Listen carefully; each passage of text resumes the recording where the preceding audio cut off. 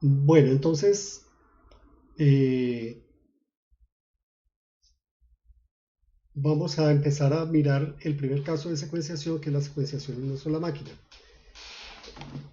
Eh, este tema se titula reglas de secuenciación porque así es como se ha trabajado tradicionalmente en estos algoritmos para la secuenciación en el modelo más simple, que es de una máquina sola, o en un sistema que puede considerarse como una sola máquina.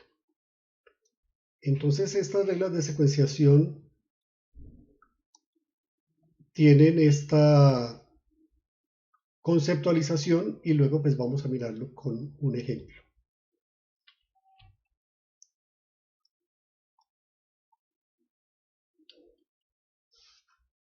Como dice la diapositiva, se conoce como regla de secuenciación una heurística para priorizar los trabajos que esperan ser priorizados, procesados en una máquina. Es decir, es un criterio de decisión que nos dice cuando esté desocupada la máquina qué trabajo debe de seguir de acuerdo a la secuencia. Si uno lo mira desde un punto de vista empírico, si uno le pregunta a cualquier persona, ¿tiene este conjunto de trabajos? ¿En qué orden los quiere procesar? ¿En qué orden cree usted que deben de procesarse? Probablemente las ideas van a ser similares a las que les voy a contar en este caso inicialmente. Es decir, nos dirán, no, pues por orden de llegada, el primero que llegó es el primero que se atiende, como si estuvieran haciendo una cola. Y entonces al primer trabajo que haya llegado a la cola, ese es el primero que vamos a procesar. Alguien más diría, no, pues sabe que yo los ordenaría del más grande al más pequeño, es decir, el que más tiempo va a gastar en la máquina lo pongo de primero, porque entonces así la máquina es más productiva, tiene menos esperas, menos demoras inicialmente, y pues yo estoy tranquilo ahí porque la máquina está trabajando. Si le dicen eso al operario, puede que tome esa decisión porque dice, ah, listo, y los otros gallitos así chiquitos se los dejo al del otro turno. Otra persona podría pensar, no, al revés, primero los trabajos más pequeños, así yo tengo contentos a más clientes y muestro más producción porque mire, todos estos pedidos ya los entregué. Otro dirá, y entonces, bueno, ¿y qué pasó con el tiempo de entrega? Yo primero tengo que colocar los que tienen la entrega más próxima y luego los que tienen la entrega para más tarde. Y otro dirá, no, ¿sabe qué? A eso hay que ponerle prioridades, eso hay que ponerle pesos de acuerdo a la importancia del cliente o a la importancia del pedido para la empresa. Y entonces hay que ponerle unas ponderaciones y de acuerdo a las ponderaciones pues va a hacer el ordenamiento. Y entonces en base a esas mismas ideas se han conocido estas reglas de secuenciación, de que pues allí las vemos con sus términos en inglés, pero equivale a lo mismo que hemos mencionado como ideas así generales. El procesamiento más corto, el tiempo más corto de procesamiento primero, eh, el tiempo de terminación más temprano primero, eh, el tiempo más corto de procesamiento ponderado primero, el que tenga la mayor ponderación, lo que les decía, de pronto ponerle alguna ponderación basada en la importancia relativa de cada trabajo, o el tiempo de procesamiento más largo primero. Esas son algunas que simplemente se basan en el tiempo de proceso. Mire que ninguna de esas habla del tiempo de entrega, de la fecha de entrega, del de subcota. Ahí se habla es el del C subcota, que es el tiempo en que se completa el proceso. Y entonces, pues, eso es una cosa diferente a decir no, le voy a mirar realmente cuál se está entregando tarde o cuál se está entregando a tiempo. Y hay muchas más reglas de secuenciación, vea, hay otras que tienen en cuenta las fechas de lanzamiento y los plazos de entrega. La de la primera fecha de lanzamiento primero equivale al primero que entra, primero que llega, primero que sale, que es el ERD, Earliest Release Date. Entonces se pone en orden de el tiempo de lanzamiento, el que tenga primero el tiempo de entrega, el de la mínima holgura. Entonces, si una máquina se libera en un tiempo dado, la holgura restante del trabajo, el máximo entre el plazo de entrega menos el tiempo de procesamiento, menos t, que es el tiempo en el que estamos, y 0, se calcula y se secuencia como próximo el trabajo con menor holgura. Entonces, los que tengan holgura, los que tengan algún tiempo libre, pues si mientras más tiempo tengan de colchón, se ponen más tarde y los otros se ponen de primero. Aquí se muestra gráficamente el tema de la holgura. Si este es el trabajo J y esta es la fecha de entrega prometida del trabajo J, la holgura se calcula de esta manera. T, que sería el tiempo en que empiece a procesarse el trabajo J, T más el tiempo de procesamiento, y lo que le falta para la fecha de entrega es lo que se conoce como la holgura. Y entonces, mientras menos holgura tenga, va a programarse más ligero. Si tiene cero holgura, pues hay que hacerlo cuanto antes porque no se puede atrasar, no se puede aplazar. Y si tiene holgura negativa, peor todavía, quiere decir que está condenado a entregarse tarde de todas maneras. Y eso es lo que sucede en ese tema. Y entonces una regla de secuenciación es el mínimo de slack. Hay otra regla parecida que es la del critical ratio, que en lugar de restar de la fecha de entrega el tiempo de procesamiento, lo que hace es dividirlo y funciona de una manera similar. Pero esas reglas de secuenciación, esas reglas simples de secuenciación, aunque muchas empresas lo usan y lo aplican en estos casos así simples de una sola máquina, son de uso limitado.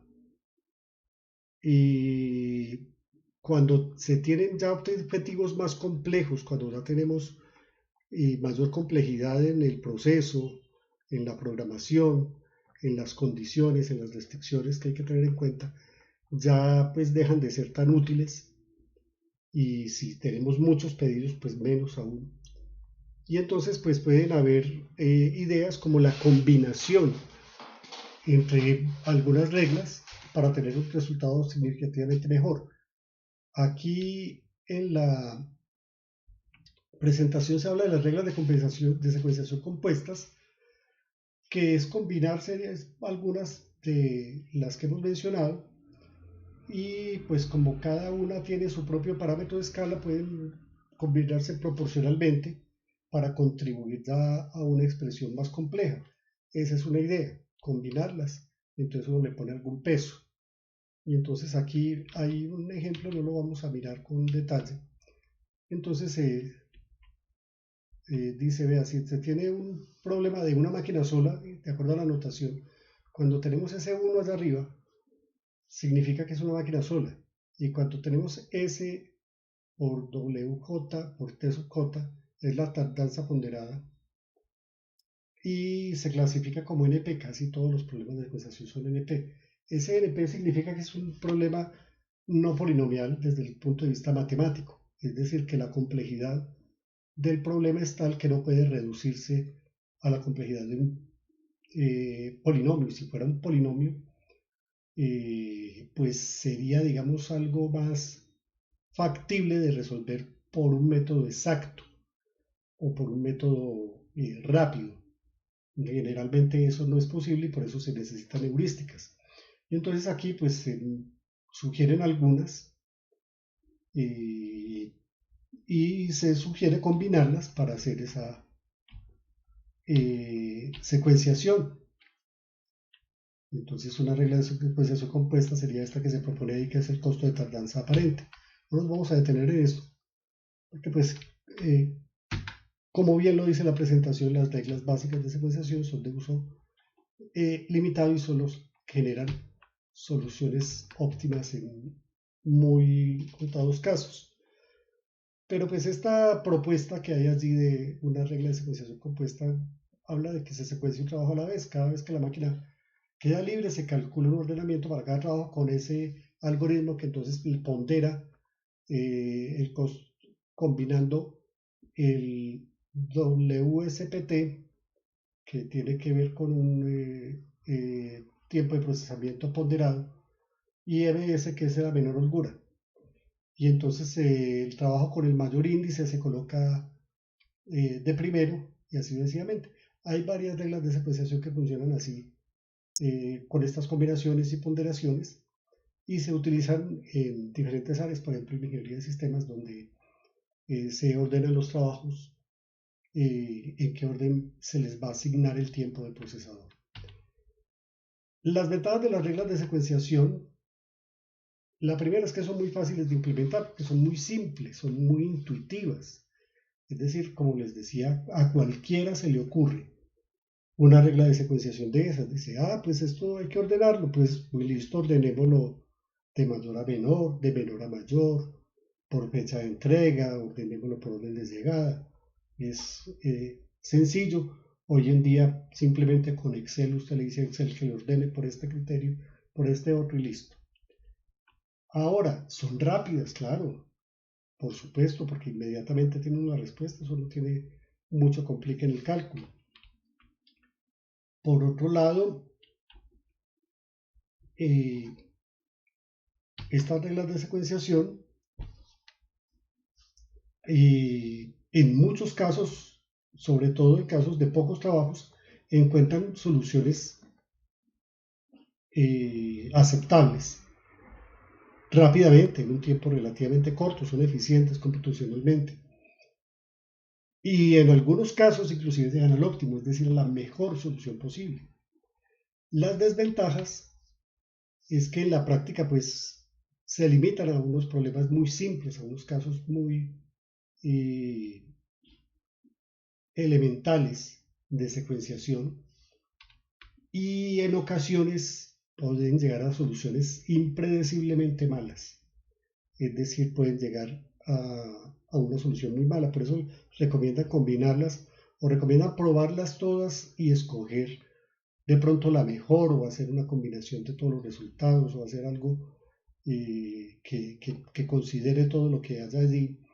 Entonces, en lugar de yo decir, yo siempre voy a ordenar por el tiempo de procesamiento más corto, yo digo, no, yo lo voy a ensayar, el tiempo de procesamiento más corto, el más largo, la fecha de entrega más temprana, por orden de llegada, y de todas esas escojo la que me dé más cortica. Y ese es un buen criterio. Puedo pues programar eso y montarlo en Excel para que me lo haga. O hacerlo inclusive a mano porque es muy simple. Pero pues en algunas ocasiones es posible que por más que pruebe todas las reglas no va a llegar ni a la solución óptima ni a veces a una solución buena, lo que sí se puede lograr con otros métodos. Detengámonos un ratico en esta gráfica que habla de los diferentes algoritmos de secuenciación.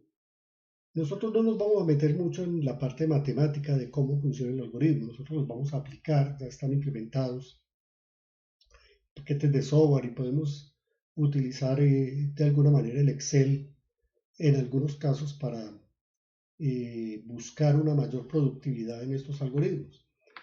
Pero estos algoritmos entonces los podemos clasificar en una forma genérica en esas tres categorías. En los algoritmos de secuenciación están los algoritmos exactos, los algoritmos de aproximación y los algoritmos heurísticos. Y cuando hablamos de algoritmos exactos, hablamos de algo como el simplex, que es el método de solución de problemas de programación lineal. Desafortunadamente, el simplex, para que lo podamos aplicar, requiere que los problemas sean estrictamente lineales y correspondan a esa configuración, a esa situación de una máquina,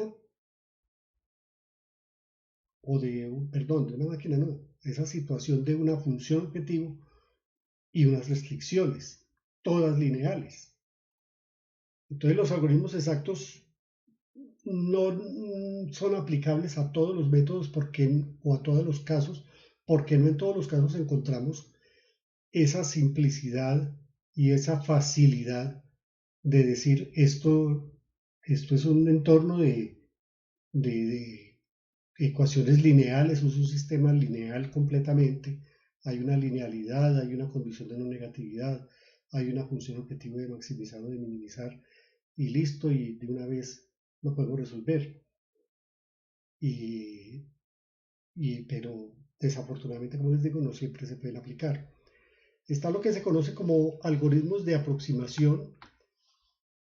Y esos algoritmos de aproximación son, por ejemplo, la regla de Johnson, que la veremos más adelante, o el Banch and Bound, que es el sistema de bifurcación y acotación. Es una estrategia para resolver problemas de programación lineal entera, en la que uno resuelve primero el problema relajado, es decir, sin tener en cuenta la condición de integralidad, de que tengan que ser enteros, y luego entonces ya busca la solución entera, bifurcando cada variable hacia los posibles valores a la aproximación por encima y por debajo, a valores enteros, hasta que encuentre una solución, por un lado, factible, que cumpla con las restricciones, por otro lado, que cumpla con la condición de integralidad, y por otro lado, además, que sea óptima.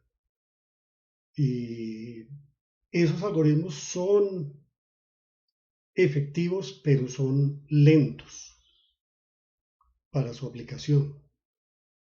Y están las heurísticas.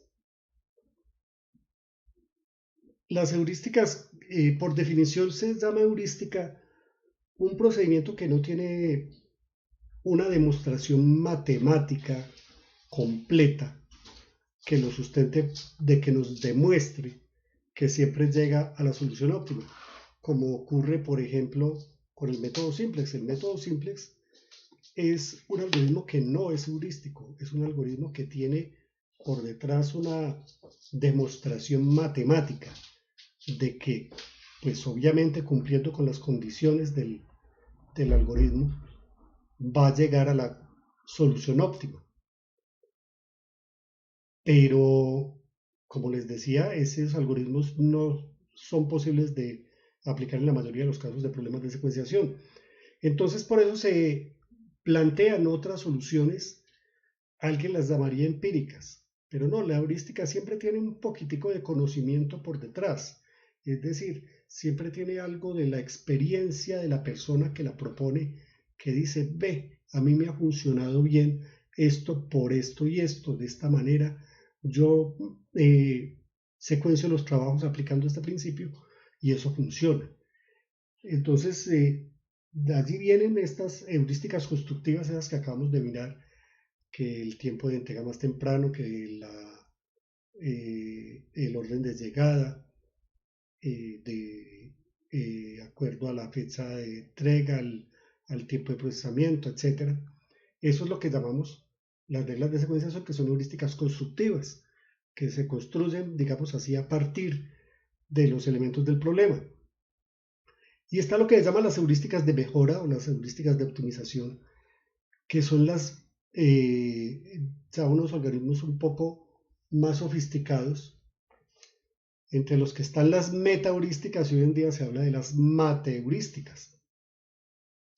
Esas metaheurísticas siguen siendo heurísticas, es decir, siguen sin tener una demostración matemática de que lleguen al óptimo, pero tienen un componente de conocimiento muy grande y son intensivas en el cálculo y por lo tanto son implementadas en sistemas de cómputo y llegan a soluciones muy buenas de una manera muy eficiente, muy rápidamente. Y entonces aquí en esas metaheurísticas se tienen muchas propuestas de metaheurísticas inspiradas en diferentes fenómenos naturales, inspiradas en diferentes áreas del conocimiento. Hay metaheurísticas inspiradas la genética, inspiradas en la evolución, inspiradas en el comportamiento de las hormigas, o en el de las abejas, o en el de las aves migratorias, o en el de la elaboración de la cerámica, o en la composición de melodías de sinfonías de música clásica. Hay toda una gran cantidad de propuestas de metaheurísticas, hay basadas en la termodinámica, hay basadas en el electromagnetismo, en toda una serie de áreas del conocimiento se han basado en metaheurísticas con diferentes resultados, unas más eficientes que otras, unas más aproximadas o más afines a ciertos tipos de problemas que a otros. Y es un área de conocimiento bastante importante y con mucho desarrollo últimamente. También les menciono las mateheurísticas, que son de la misma familia de las metaheurísticas, pero con cierto soporte y sustento matemático relativamente sólido que las hace más eficientes, pero que igual siguen siendo heurísticas, es decir, siguen sin tener la demostración completa de que se llega al óptimo. Y muchas veces uno ni se da cuenta que tan cerca está del óptimo, porque estos problemas tienen tantas posibles soluciones, es tan difícil probarlas todas o probar que efectivamente uno llegó al óptimo, que generalmente pues uno pues dice, parece que es una solución muy buena, es la mejor solución conocida de este problema. Inclusive hay premios, hay competiciones internacionales en varias páginas de internet, se ofrecen recompensas, se ofrecen eh, valores monetarios en dólares a quien encuentre una mejor solución o la encuentre más rápidamente, más eficientemente a determinado problema o a determinado entorno de secuenciación, en este caso, con cierto conjunto de datos. Y entonces si uno le cacharrea y le busca y le encuentra una solución mejor o una solución más eficiente, más rápida, pues puede quedarse con un premio por ese motivo, o por lo menos hacer una publicación científica porque ha corrido la cortina del conocimiento, ha corrido la frontera del conocimiento un poco más allá al mostrar una nueva manera o una manera mejor de hacer cierto proceso en el que otros investigadores ya habían trabajado. Y, y entonces, pues allí se pueden encontrar las mejores soluciones conocidas. En algunos casos, pues si el problema es de un tamaño razonable, es posible que se conozca la verdadera solución óptima porque la han encontrado por lo que se llama enumeración explícita, que es probar todas las soluciones posibles. Pero eso solo es posible en problemas de cierto tamaño relativamente limitado. Y entonces a veces se dan la pela y ponen un computador durante muchos meses a probar todas las posibles soluciones para saber cuál es la solución óptima a determinado problema y luego entonces sí probarle las heurísticas o las metaheurísticas para mirar qué tan cerca se puede uno aproximar. Y hay metaheurísticas que generalmente se acercan en un 90, 95, 99% a el óptimo global de la solución. Esos algoritmos de aproximación como la regla de Johnson y Weizenbaum no garantizan el óptimo tampoco, pero pues por su intensividad muchas veces pues llegan a unas soluciones de muy buena calidad y en muchos casos llegan al óptimo.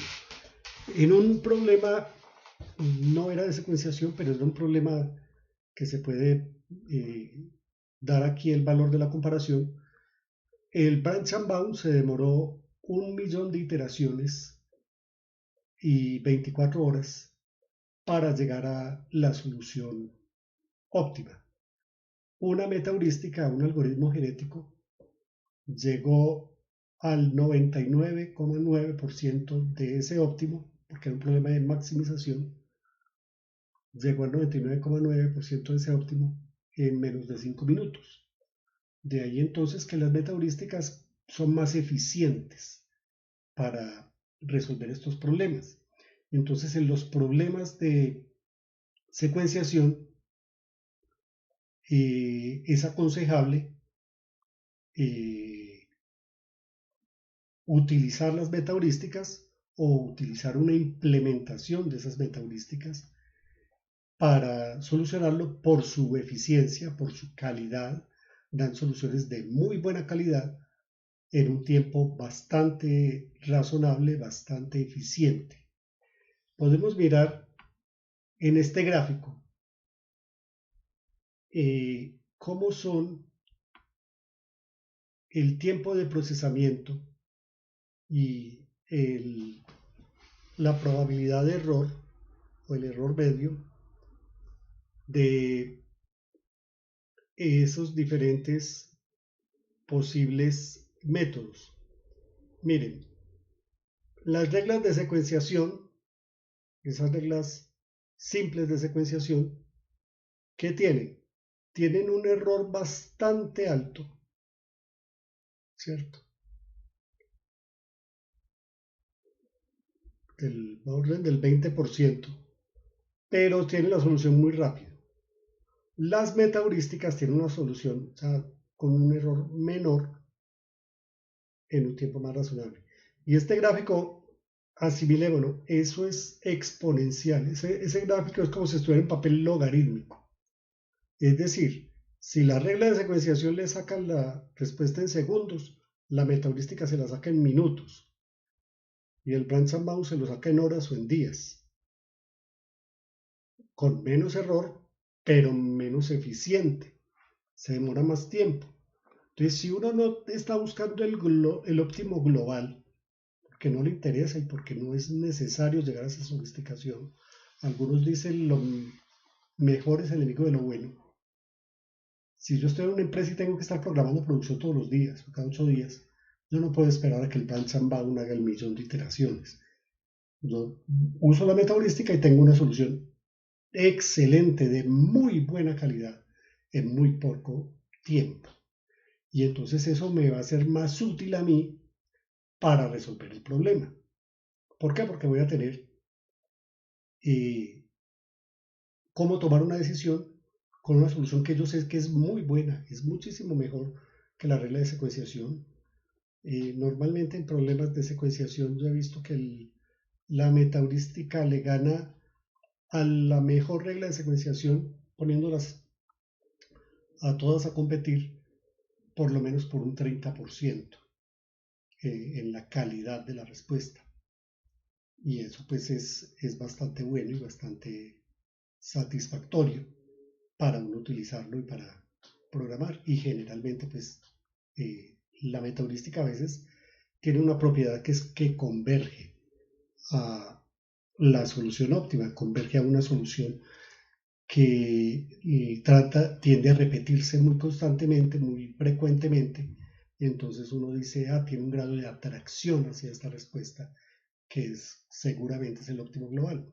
Y esa es una propiedad bastante deseable y bastante buena de las metaheurísticas. Aquí está planteado un ejemplo.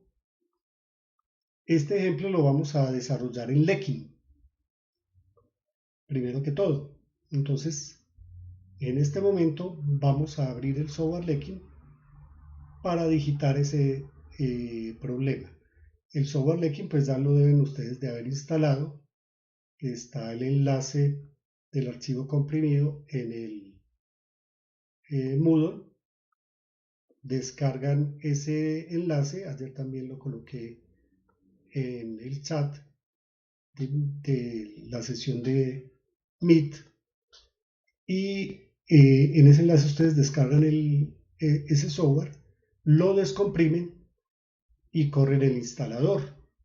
Y entonces al correr el instalador, pues eso ya les queda instalado trabajando en su sistema. Entonces vamos a pasarnos a Lekin para resolver este problema.